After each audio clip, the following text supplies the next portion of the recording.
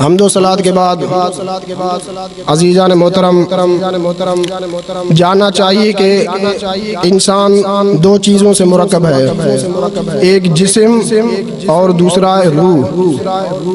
جسم کا تعلق ہے عالم خلق سے اور روح کا تعلق ہے عالم امر سے۔ ان دو چیزوں سے انسان بنتا ہے۔ انسان مرکب ہے یعنی بنا ہوا ہے۔ انسان بنتا ہے جسم اور روح سے۔ روح ہو جسم نہ ہو تب بھی انسان ناقص ہے، مکمل نہیں۔ جسم ہو روح نہ ہو پھر بھی انسان زندہ نہیں رہ سکتا، انسان نہیں بن سکتا۔ انسان کے وجود کے لیے، انسان بننے کے لیے، انسان کامل ہونے کے لیے انسان کے لیے دو چیزوں ضروری ہے، ایک جسم دوسرا روح۔ جسم یہ عالم خلق کی چیز ہے، جس دنیا میں ہم رہ رہے ہیں اس کو کہتے ہیں عالم خلق، عالم ناسوت، عالم وجود، عالم اجسام۔ جسم کا تعلق اس دنیا سے جس میں ہم رہ رہے ہیں اس کو عالم خلق کہا جاتا ہے، اور روح کا تعلق ہے عالم امر سے، عالم ارواح سے، اوپر والی دنیا سے۔ اس دنیا کے جو متضاد ہے، خلاف ہے اوپر والا جہان، اس کو عالم امر کہا جاتا ہے۔ اس کے کئی اور بھی نام ہے۔ تو انسان مرکب ہے ان دو چیزوں سے، جسم سے اور روح سے۔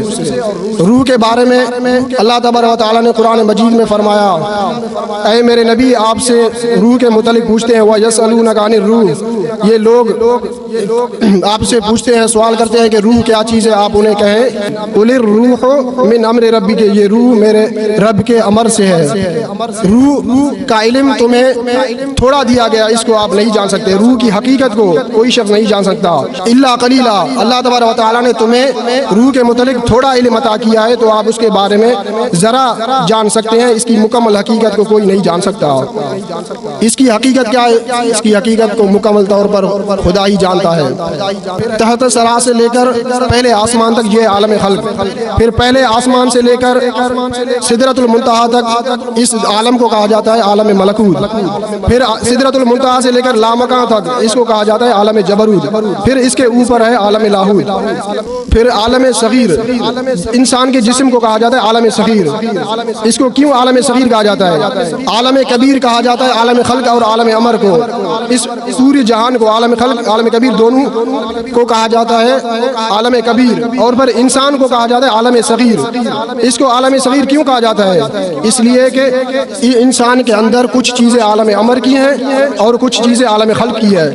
یہ عالم خلق کی چیزوں اور عالم امر دونوں کی چیزوں سے مرکب ہے، اس لیے اس کو عالم صغیر کہا جاتا ہے۔ عالم امر کی چیزیں انسان کے اندر 5 ہیں، وہ کون سی ہیں؟ قلب، روح، سر، خفی، اخفا۔ یہ 5 لطائف ہیں، یہ عالم امر کی ہیں، یہ انسان کے اندر موجود ہیں۔ پھر وہ لطیف ہیں، وہ غیر مرئی ہیں، انسان ان کو دیکھ نہیں سکتا، چیزوں میں مقدار نہیں، ان میں حیت نہیں، ان میں پھر مقدار نہیں، مقدار سے جو ہے حد لازم آتا ہے۔ ایک چیز ہے اس میں اگر مقدار ہے تو اس میں حد واقع ہوتی ہے، اگر مقدار نہیں تو اس میں حد نہیں۔ 1 فٹ، 2 فٹ، 3 فٹ یا کونا یا 1 کلومیٹر، یہ مقداری چیز میں ہوتا ہے، جس چیز میں مقدار ہو۔ غیر مقداری ہے، اس میں مقدار نہیں، تو پھر اس کی ہر چیز جو موجودات ہیں، جو اس کے اندر مخلوقات ہیں، ان کی کوئی حد نہیں ہے۔ تو پھر یہ روح بھی عالم امر کی چیز ہے، اس لیے روح ہمیں نظر آتی نہیں۔ روح عالم امر کی چیز ہے، اس لیے یہ غیر مقداری ہے، اس کا کوئی کونا نہیں، اس کا کوئی حد نہیں، اس کو کوئی دیکھ نہیں سکتا۔ اسی طرح قلب ہے، دل ہے، دل کو کوئی دیکھ نہیں سکتا۔ ایک تو دل، یہ انسانی اندر جو گوشت کا لوتھڑا ہے، یہ تو دل کی جگہ ہے، یہ اس طرح ہے جیسے گھونسلہ۔ دل اصل وہ اور چیز ہے، وہ لطیف چیز ہے، وہ غیر مقداری، غیر مرئی اور عالم امر کی چیز ہے، وہ نظر نہیں آتا۔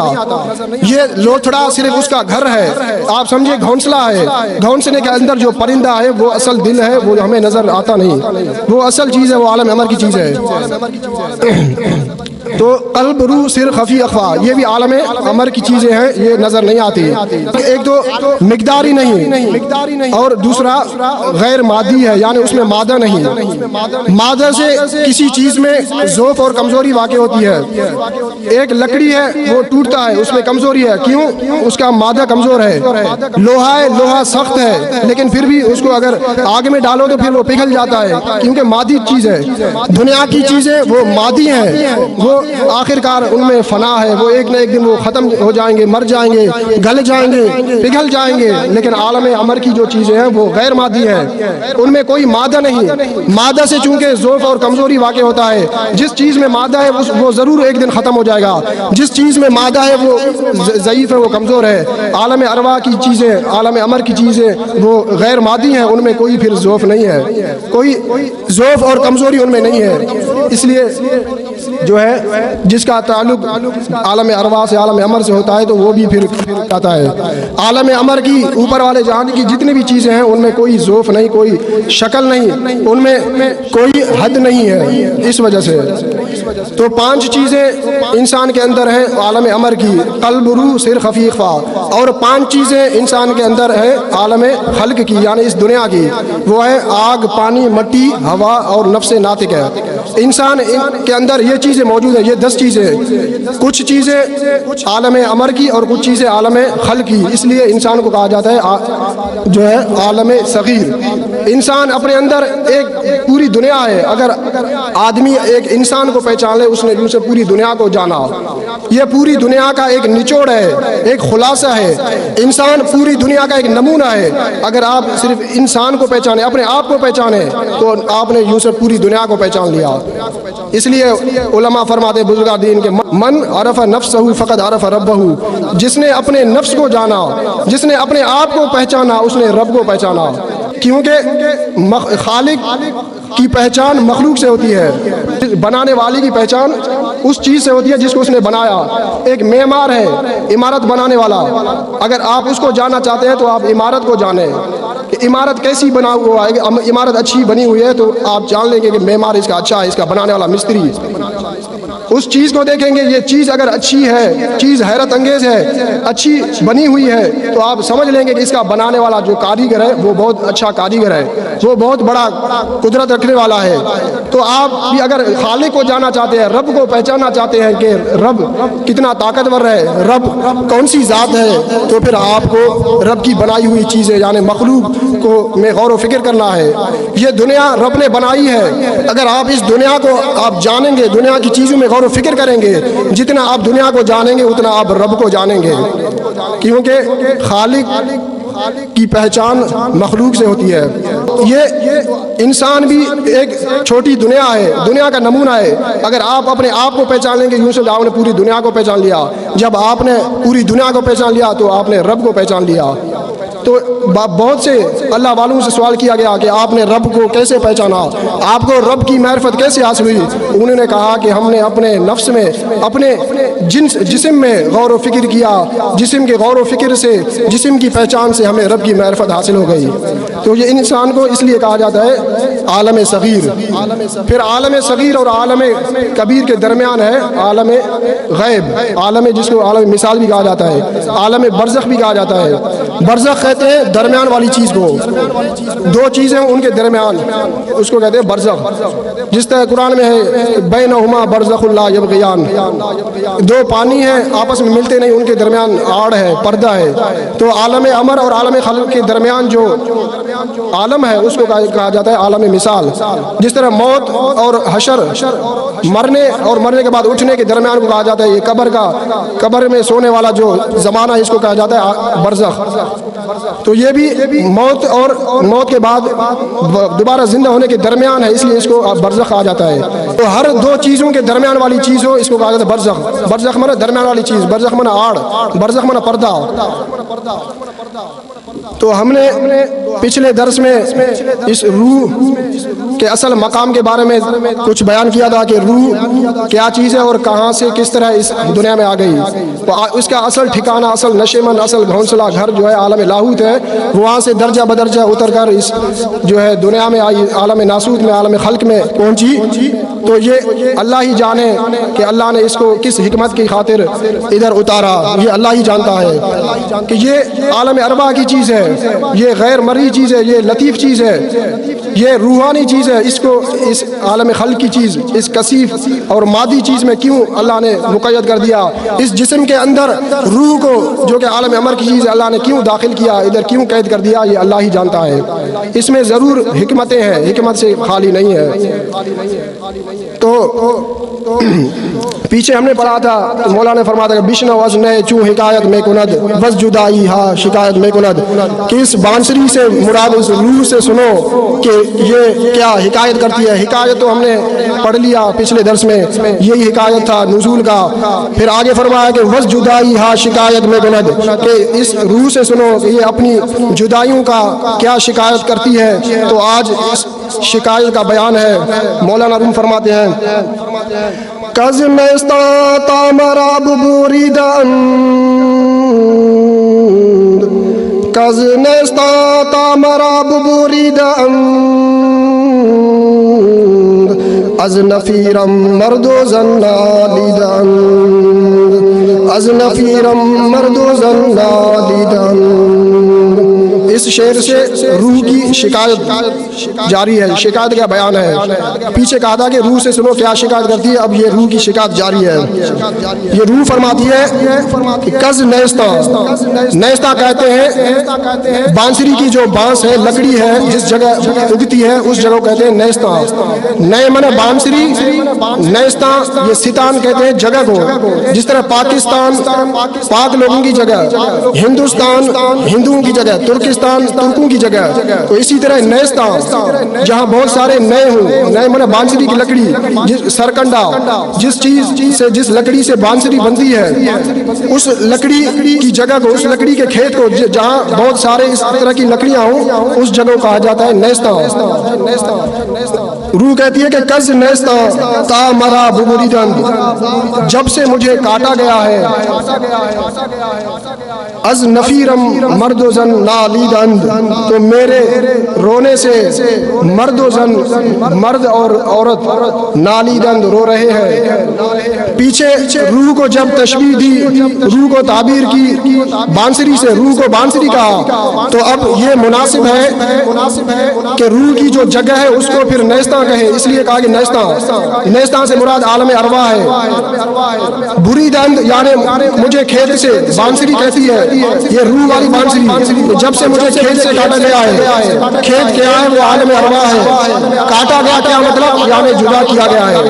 روح کہتی ہے کہ مجھے جب سے عالم ارواح سے، عالم ارواح کے کھیت سے مجھے جب سے کاٹا گیا مطلب جدا کیا گیا ہے، تو پھر کیا ہوا، وہاں تو عالم لاہوت میں خدا کی ذات کے مشاہدے میں تھی روح، عالم جبروت میں پھر خدا کی صفات کا مشاہدہ کر رہی تھی، عالم ملکوت میں پھر فرشتوں کی ذکر و اذکار سن رہے تھے، تسبیح سن رہے تھے۔ پھر عالم ناسوت میں آیا تو پھر خدا کی جو ہے ذات کے قربت سے دور ہوئی، خدا کی صفاتوں کے مشاہدے سے دور ہوئی، تسبیح اور اذکار کے سننے سے محروم ہو گئی۔ اس دنیا میں آئی تو پھر اس دنیا میں کہیں دیکھتا ہے حسد ہے، کہیں بغض ہے، کہیں ریا ہے، کہیں بخل ہے۔ یہاں آیا تو ان نعمتوں کے چھٹ جانے کی وجہ سے، ان قربتوں سے جدا ہونے کی وجہ سے، ان تمام فضائل سے، ان تمام جو وہاں ادھر اس کو خوشیاں میسر تھیں، جو مزے اسے میسر تھے، ان جدائیوں کی وجہ سے اس دنیا میں آیا تو ان جدائیوں کی وجہ سے اب شکایت کرتی ہے، روتی ہے، فرماتے کہ میں ادھر آیا تو اپنے ان فضائل کے معدوم ہونے، ان نعمتوں کے چھن جانے کی وجہ سے، ان جدائیوں کی وجہ سے اب میں یہاں آ کر رو رہی ہوں۔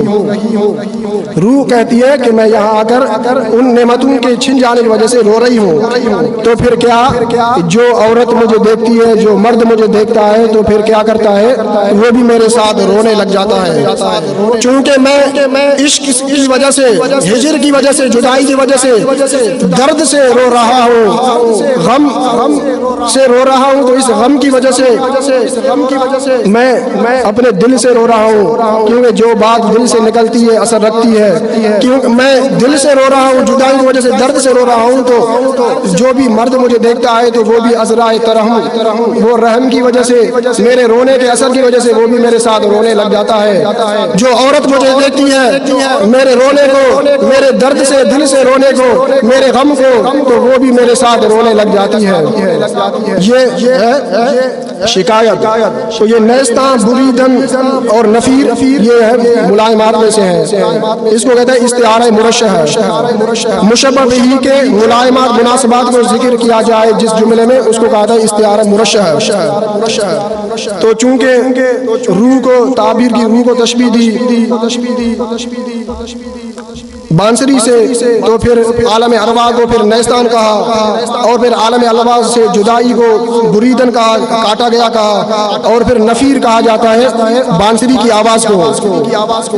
روح کو جب بانسری کہا تو پھر روح کے رونے کو پھر نفیر کہا بانسری کی آواز کہا کہ یہ روح روتی ہے.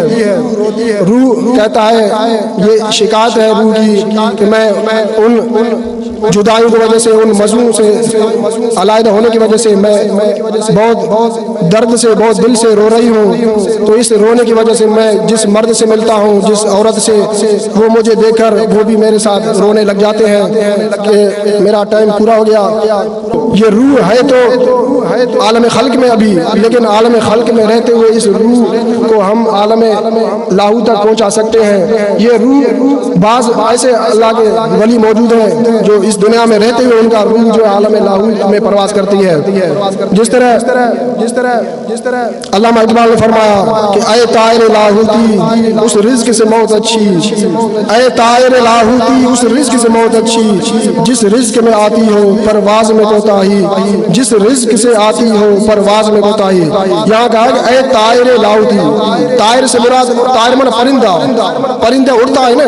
تو اس روح کو پرندہ سے تشبیہ دی کہ روح ایک پرندہ ہے اور یہ لاہوت کی طرف پرواز کرتا ہے.